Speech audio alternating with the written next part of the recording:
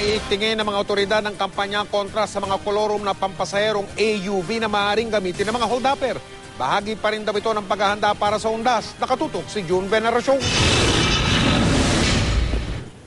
Pinagbabaklas ang mga plaka ng mga UV Express na nahuli ng pinagsanib na puwersa ng PNP at LTO sa Caloocan at Valenzuela area dahil kolorum at out of line ng mga ito.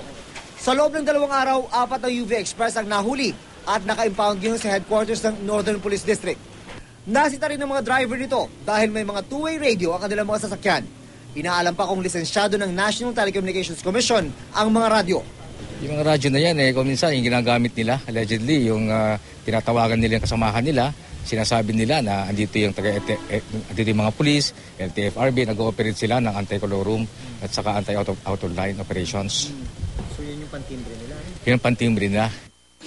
Ang operasyon ay tugon sa bagong modus umano ng mga holdupper na gumagamit ng kolorum na UV Express para raw makapambiktima. Paghahanda na rin daw ito sa mamarating na undas.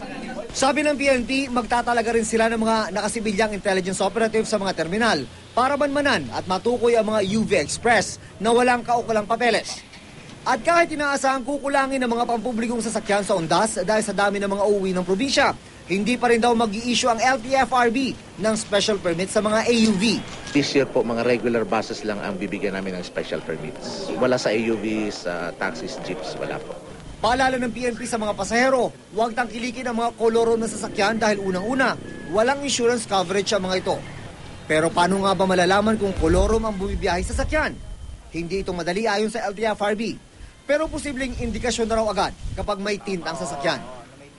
June Veneracion, Nakatutok, 24 Oras.